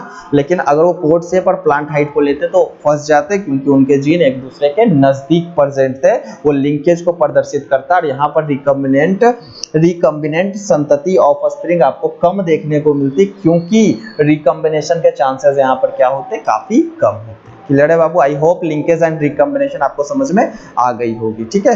उस समय के बाद क्या हुआ, सहलग्नता वर्ग क्या होता है, एक चीज जो है आपसे पूछ देता है कभी कभी, तो आप समझ लीजिए सहलग्नता वर्ग क्या होता है, या what do you mean by linkage क्या होता है, लिंकेज ग्रुप क्या होता है, ठीक है ना। तो एक ही गुणसूत्र पर उपस्थित सभी जीनों के समूह को एक सहलग्न वर्ग या लिंकेज ग्रुप कहा जाता है। मान लेते हैं कि ड्रोसोफिला है, मान लेते हैं कि ड्रोसोफिला है, ठीक है, और ये जो लिंकेज ग्रुप होता है ना बाबू, ये युग्मकों में गुणसूत्रों की संख्या के बराबर होता है। तो ड्रोसोफिला है, ड्रोसोफिला की द्विगुणित कोशिकाओं में गुणसूत्रों की जो संख्या होगी आपको पता है 4 जोड़ा, यानी टोटल कितना होगा, 8 होगा। अगुणित कोशिकाओं में, युग्मकों में गुणसूत्रों की संख्या के बराबर है, तो अगुणित कोशिका में क्या होगा, n होगा। इसका मतलब लिंकेज ग्रुप भी क्या हो जाएगा, लिंकेज ग्रुप भी क्या है, 4 होगा इनका, ठीक है ना। अगर हम ह्यूमन की बात कर लें तो ह्यूमन में जो है द्विगुणित कोशिका 46 होता है, युग्मक में 23 होता है, इसका मतलब लिंकेज ग्रुप कितना हो जाएगा, 23 हो जाएगा, ठीक है। अगर हम पी प्लांट की बात करते हैं, पी प्लांट की हम बात करें तो पी प्लांट में जो है आपको पता है 7 जोड़ा होता है, यानी 14 होता है, युग्मक में कितना होंगे, 7 होंगे, ठीक है। तो लिंकेज ग्रुप भी क्या हो जाएगा, 7 हो जाएगा। उसके बाद अगर हम बात कर लेते हैं ड्रोसोफिला ले लिया, ह्यूमन ले लिया, पी प्लांट ले लिया, इसके अलावा आप कोई भी एग्जांपल ले सकते हो बाबू। जस्ट लाइक हम ले लेते हैं डॉग की ले लेते हैं। डॉग में जो नंबर ऑफ क्रोमोसोम होता है वो द्विगुणित कोशिका में जो है आपको 78 देखने को मिलता है, 78, और इनकी अगुणित कोशिका में 39। इसका मतलब इनमें लिंकेज ग्रुप की संख्या कितनी है, 39 है। अगर हम बैक्टीरिया की बात करें, बैक्टीरिया का एक बार पूछा जा चुका है बाबू। बैक्टीरिया के अंदर जो गुणसूत्र होते हैं, क्योंकि ये प्रोकैरियोटिक है, ये ध्यान होना चाहिए आपको, बैक्टीरिया प्रोकैरियोटिक है, इनमें जो एक ही गुणसूत्र होता है, इसमें जो गुणसूत्र द्विगुणित नहीं होते हैं, जोड़े में नहीं होते हैं, इसलिए हम इसको काट रहे हैं, जोड़े में नहीं होते, एक ही गुणसूत्र होता है, ठीक है ना।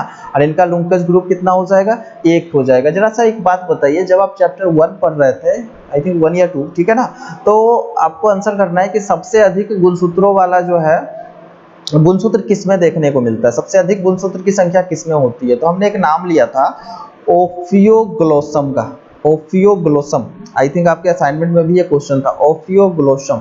इसमें टोटल गुणसूत्रों की जो 2n में संख्या होती है, द्विगुणित में टोटल जो संख्या हो जाती है इसका आई थिंक 1260 के आसपास, 1260। तो अब बताइए अगुणित में कितनी हो जाएगी, तो अगुणित में हो जाएगा 630। तो इनमें लिंकेज ग्रुप की संख्या कितनी हो गई, 630, ठीक है। कुछ एक्सेप्शन देख लेते हैं, ठीक है, ह्यूमन में ही देख लेते हैं। अगर आपको सिर्फ आपसे पूछे कि ह्यूमन में कितने होते हैं, तो आपको आंसर क्या करना है, सिर्फ ह्यूमन। यहाँ पे स्पेसिफाइड नहीं है कि मेल के बारे में पूछा जा रहा है या फीमेल के बारे में पूछा जा रहा है, ठीक है ना, स्पेसिफाइड नहीं है।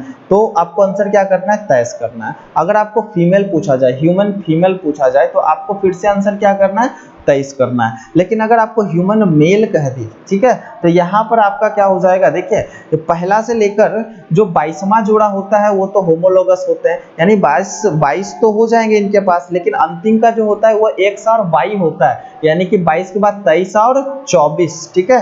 तो ह्यूमन मेल के पास कितना हो जाएगा, 24 हो जाएगा। इसी प्रकार अगर आपसे ड्रोसोफिला में पूछा जाए, ड्रोसोफिला मेल और फीमेल में, तो आपको अगर डिस्टिंग्विश किया हुआ रहे, स्पेसिफाइड कि हाँ मेल के बारे में बताना है, तब जाकर आपको आंसर क्या करना है, 24 करना है। अगर ह्यूमन में सीधा पूछे कि लिंकेज ग्रुप की संख्या कितनी है, 23 करना है। फीमेल में पूछे तो 23 करना है, मेल में पूछे तो 24 करना है। इसी तरह से अगर ड्रोसोफिला में सीधा पूछे तो आपको लिंकेज ग्रुप की संख्या 4 बतानी है, लेकिन अगर आपसे स्पेसिफाइड कर दे मेल और फीमेल में, तो फीमेल और मेल में, तो फीमेल में क्या हो जाएगा, सबका सब होमोलोगस, यानी 4 दूना 8 होता है इसमें टोटल क्रोमोसोम, तो कितना हो जाएगा, लिंकेज ग्रुप 4 हो जाएगा। लेकिन अगर मेल में पूछा जाए तो 3 दूना 6 और प्लस X और Y होता है, यानी सॉरी,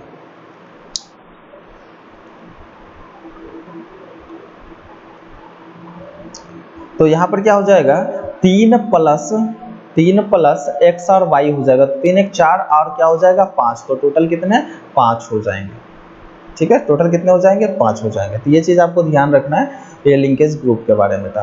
तो चलिए ठीक है, ये लिंकेज ग्रुप है, और इस प्रकार से आपका जो टॉपिक है लिंकेज एंड रिकॉम्बिनेशन खत्म हो जाता है। इस टॉपिक को आप पढ़िए, एनसीईआरटी में काफी छोटे मतलब कुछ ही लाइंस में क्या कर दिया है कि लिंकेज और रिकॉम्बिनेशन टॉपिक को कंप्लीट कर दिया है, ठीक है ना। तो लेकिन वो जो भी लाइंस लिखा था वो काफी गहराई में लिखा हुआ था, इसलिए हमको लिंकेज एंड रिकॉम्बिनेशन को खत्म करने में आई थिंक 2 से 3 दिन लग गए, ठीक है। तो रिकॉम्बिनेशन और लिंकेज में अगर कहीं पे दिक्कत होता है तो आप जो है हमको व्हाट्सएप पे या फिर कहीं भी हमको इन्फॉर्म कर दीजिए कि सर हमको दिक्कत हो रहा है। हम क्या करेंगे, आपसे जूम पे या फिर अपने ऐप पे जो है लाइव क्लास लेके हम आपसे डिस्कस कर लेंगे कि हाँ कहाँ पे क्या दिक्कत चल रही है, ठीक है ना बाबू। तब तक के लिए पढ़ते रहिए, गुड बाय।